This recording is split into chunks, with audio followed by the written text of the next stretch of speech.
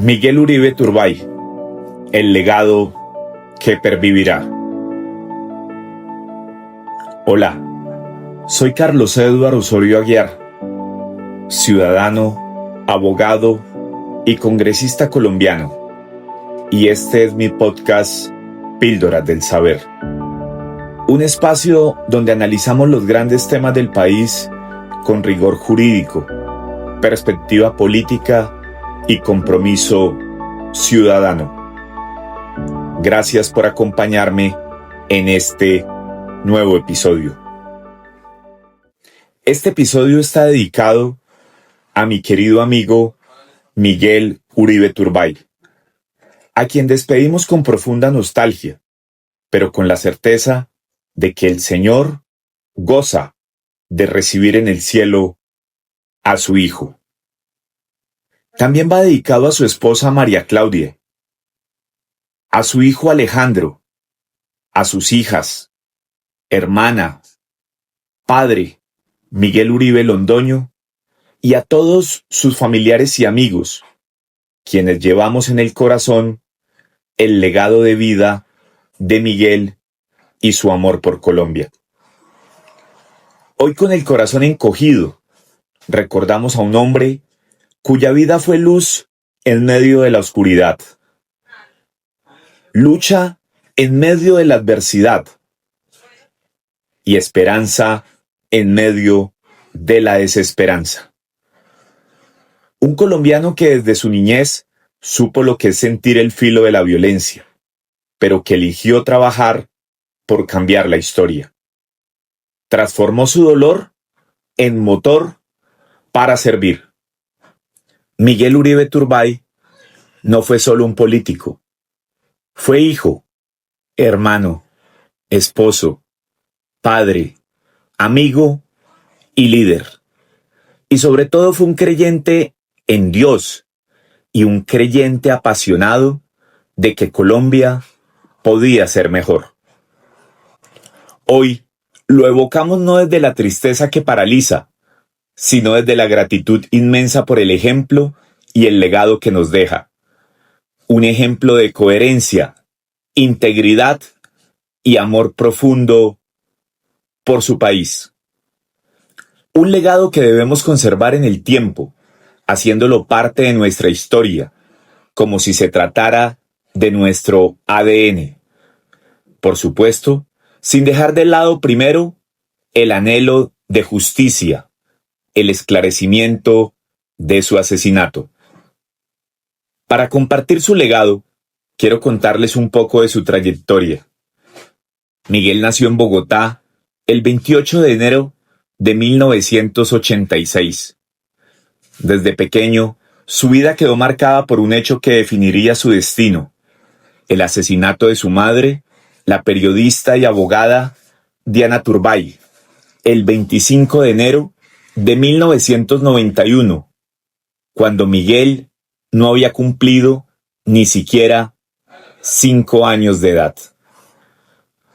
Diana, hija del expresidente Julio César Turbay Ayala y de Nidia Quintero, fundadora de la Caminata por Solidaridad, fue una mujer valiente que dirigió el noticiero Krypton, editó la revista Hoy por Hoy y actuó como mediadora con guerrillas como el M-19. Diana creyó y trabajó por lograr la paz. Tuvo 2 hijos. La mayor, María Carolina Hoyos Turbay, hija de su primer matrimonio con Luis Francisco Hoyos Villegas, y su hijo menor, Miguel Uribe Turbay, de su segundo matrimonio con Miguel Uribe Londoño, expresidente de la Federación Nacional de Cacaoteros. En su trabajo periodístico, Diana se involucró de gran manera en las negociaciones de paz con el grupo guerrillero M-19. Creía en los diálogos y negociaciones entre el gobierno y las guerrillas. Llegó a entrevistar a uno de los líderes del M-19, Carlos Pizarro León Gómez. Entrevista esta que daría lugar a que la contactaran para entrevistar presuntamente al cura Pérez, líder del ELN. Diana accedió a entrevistarlo y con su equipo viajó en una camioneta de Bogotá a Antioquia. En el trayecto, algunos decidieron llegar a pie, otros a caballo, y al final arribaron a una finca en Copacabana, en el norte del Valle de Aburrá. Engañados, ese día, 30 de agosto de 1990, Diana y sus compañeros fueron secuestrados en ese lugar por el grupo de los extraditables, dirigido por Pablo Escobar. Este secuestro buscaba presionar al recién posesionado presidente César Gaviria para que derogara el tratado de extradición con Estados Unidos. Durante el cautiverio, Diana escribió una carta que le hizo llegar a sus familiares, en la que en pocas palabras manifestaba que no estaba dispuesta a ser parte del chantaje sobre la presión del decreto de extradición y que los intereses de la familia no podían estar por encima de los intereses del país. Esta pasó a ser una de las enseñanzas que más recordaría Miguel de esos momentos difíciles, y en varias entrevistas se refirió a ello como la gran enseñanza de su madre dada desde el cautiverio, en el sentido de no negociar valores ni principios. 5 meses después del secuestro, durante una operación de rescate, Diana fue asesinada por el cartel de Medellín, liderado por Pablo Escobar. Miguel tenía apenas 4 años, los mismos 4 años que tiene hoy su hijo Alejandro, quien repite la pérdida de uno de sus padres, arrebatado por la violencia de este país. A pesar de este episodio tan doloroso en la vida de Miguel, como lo fue el asesinato de su madre, él y su familia siguieron adelante. A Miguel lo criaron con valores sólidos: disciplina, amor por la patria, servicio a los demás y la convicción de que la violencia no puede tener la última palabra. Aprendió y creció convencido de que aunque pudo buscar venganza, decidió hacer lo correcto. Perdonar, aunque nunca olvidar. Esa decisión temprana fue el primer ladrillo de una carrera dedicada a luchar por la seguridad, la democracia y la libertad de Colombia. Hoy nosotros, quienes nos encargaremos de que su legado perviva, decimos: perdonamos, pero no olvidamos, y además buscamos y tenemos sed de justicia, porque no queremos que este hecho atroz quede impune y mucho menos se repita. Duele cómo después de más de 30 años vuelve a tener lugar un magnicidio en Colombia. Cuando creíamos que hechos luctuosos como el de Luis Carlos Galán o Álvaro Gómez Hurtado eran situaciones del pasado, hoy se reviven en cabeza de alguien como Miguel, quien se preparó para servir al país y soñaba con que podía ser de nuestra Colombia un lugar mejor. Claramente, fue asesinado para apagar sus ideales. Miguel dedicó su vida a prepararse para servir a su patria desde lo público. Estudió en el Colegio Los Nogales en Bogotá y más tarde ingresó a la Universidad de los Andes, donde se graduó como abogado. Realizó una maestría en políticas públicas en la misma universidad y posteriormente una maestría en administración pública en la Escuela de Gobierno de Harvard. Ese rigor académico no fue un simple adorno en su hoja de vida. Fue la base de un liderazgo con visión estratégica, capaz de combinar técnica y empatía, planificación y acción. Desde joven, Miguel no solo pensaba en política, también soñaba con ser campeón mundial de ajedrez. Entrenó intensamente y aunque más adelante decidió no continuar en la competencia profesional, no abandonó el ajedrez. Fundó la organización Crece Colombia para promoverlo entre niños de escasos recursos, convencido de que este deporte enseña paciencia, pensamiento crítico y estrategia, virtudes esenciales para la vida. Así como nunca dejó de lado su pasión por la música, que era parte de su vida, y la compartía con sus seres más amados, su familia. Miguel tocaba el piano y la guitarra. Le gustaba cantar. Compartíamos con él el gusto musical por el vallenato y la admiración por Omar Geles, el cantautor recientemente fallecido de ese género. De hecho, Miguel tocaba muy bien el acordeón, disfrutaba ese sentir de una buena parranda vallenata con letras poéticas. Por siempre, espero recordarlo con la alegría y sensibilidad que le daba la música. Pero su pasión más grande fue la política. Su carrera comenzó en 2011, cuando con tan solo 25 años fue elegido concejal de Bogotá. Llegó a ser además el presidente más joven del Consejo Distrital. Su juventud no fue un obstáculo, sino un sello de renovación. En 2014 se convirtió en el presidente del consejo más joven en la historia de la ciudad y fue reconocido como uno de los mejores concejales por el programa Consejo ¿Cómo vamos? Y por la prensa nacional. Desde ese cargo, no temió hacer oposición al entonces alcalde, Gustavo Petro, cuestionando su manejo errático, entre otros temas tan sensibles y críticos como en el de la disposición de residuos sólidos más conocidos en el argot popular como basuras. En 2016, el alcalde Enrique Peñalosa lo nombró secretario de gobierno, el funcionario más joven en ocupar ese cargo en la capital. Desde allí, lideró procesos de seguridad, convivencia y coordinación interinstitucional, enfrentando retos complejos con determinación. En 2017 fue reconocido como el mejor funcionario de la administración distrital y en 2018 la organización One Young World lo incluyó entre los 10 políticos jóvenes más influyentes del mundo. Miguel ya no era una figura local. Su liderazgo comenzaba a tener proyección nacional e internacional.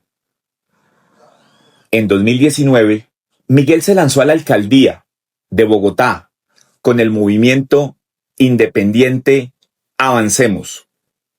Su campaña defendió proyectos clave como el metro elevado y la seguridad ciudadana. Obtuvo 426.982 votos, un resultado que aunque no le dio la victoria, lo consolidó como uno de los líderes más importantes de Bogotá. En 2022, aceptó la invitación del expresidente Álvaro Uribe Vélez para encabezar la lista del Centro Democrático al Senado de la República. Su elección fue histórica. 226.922 votos lo convirtieron en el senador más votado del país. Desde el Congreso se destacó como una voz firme de oposición al gobierno de Gustavo Petro, defendiendo causas como la seguridad, el fortalecimiento de la fuerza pública, la libertad económica y la educación. Recorría el país escuchando comunidades, denunciando irregularidades y promoviendo proyectos de ley para mejorar la vida de los colombianos. El 20 de octubre de 2024, Miguel anunció su precandidatura presidencial para 2026 desde un lugar cargado de significado, el sitio donde su madre fue secuestrada y asesinada en Copacabana, Antioquia. Allí reafirmó su compromiso con la seguridad y la lucha contra el crimen organizado, dejando claro que su vida pública estaba profundamente ligada a su historia personal. Pero el 7 de junio de 2025, el país quedó en silencio. Un atentado vil y cobarde apagó su voz.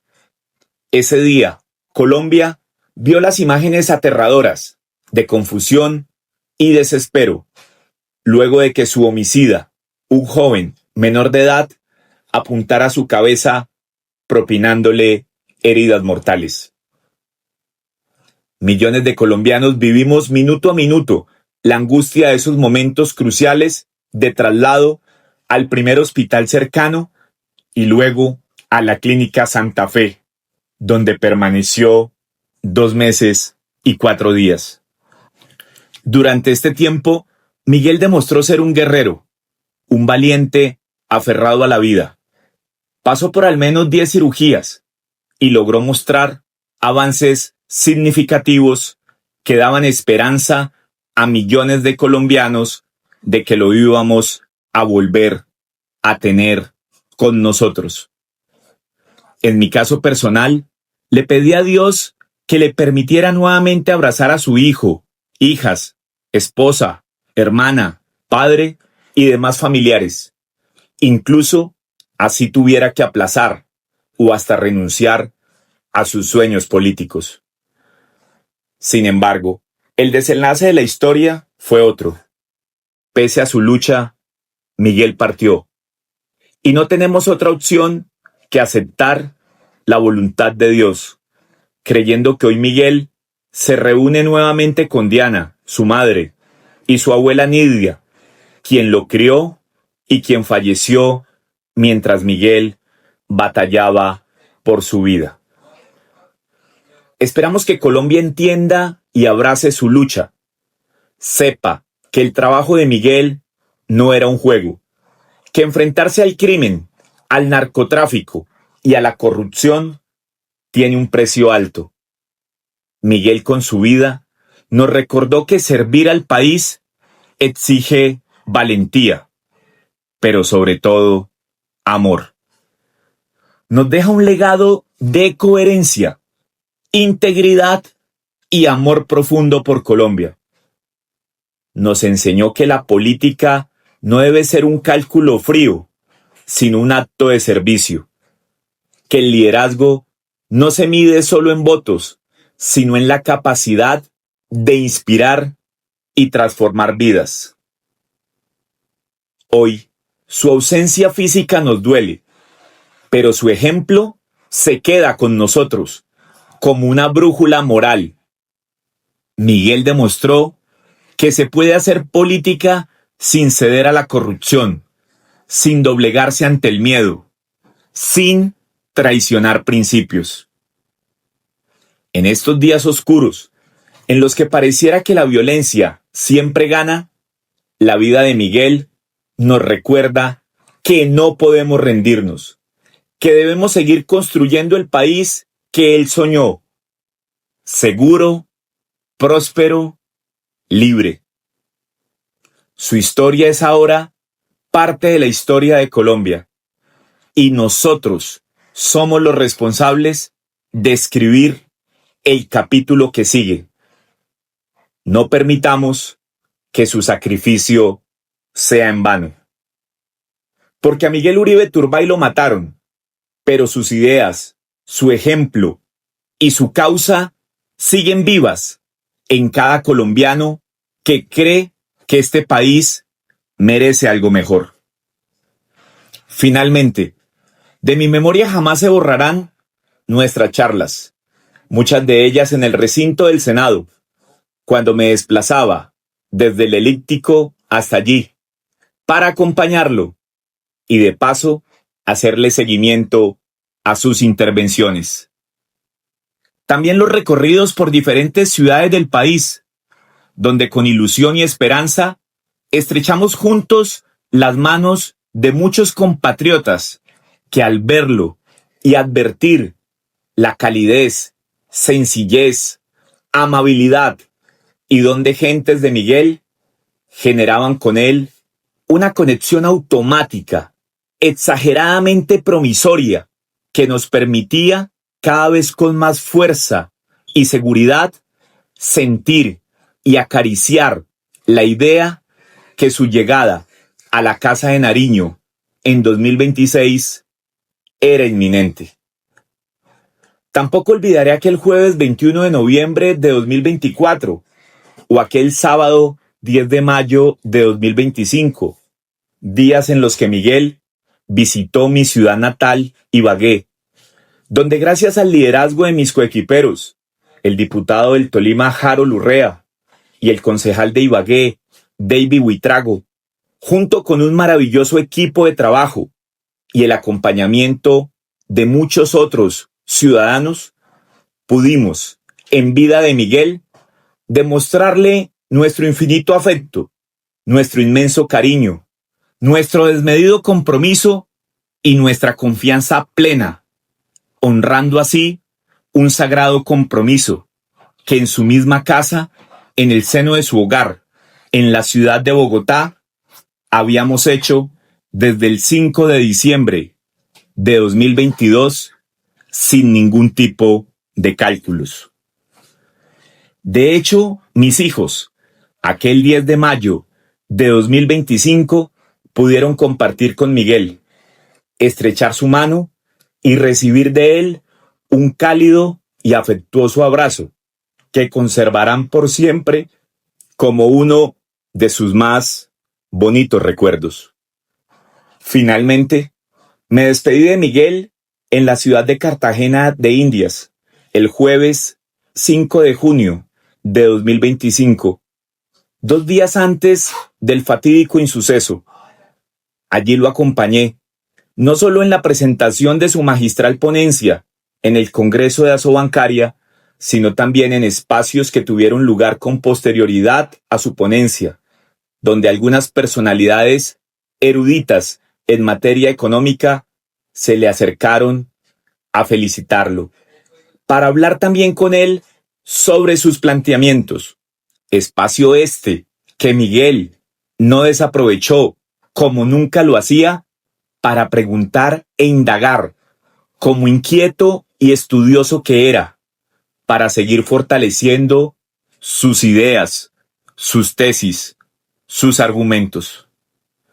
Estuve con él en el centro de convenciones hasta cuando partió rumbo al aeropuerto y me despedí con la certeza de que volvería a verlo la semana siguiente en el Congreso, como era de costumbre, lo cual nunca ocurrió.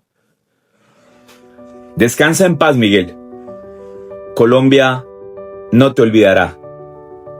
Mientras tanto, mientras tengamos la oportunidad de respirar y suspirar por un país mejor, no permitiremos que tu legado se marchite. No nos cansaremos de ondear tus banderas para que vuelva la seguridad. Tampoco nos desanimaremos, ni mucho menos nos arrodillarán. Solo nos arrodillaremos ante ese a quien tú reconocías como tu único jefe, Dios.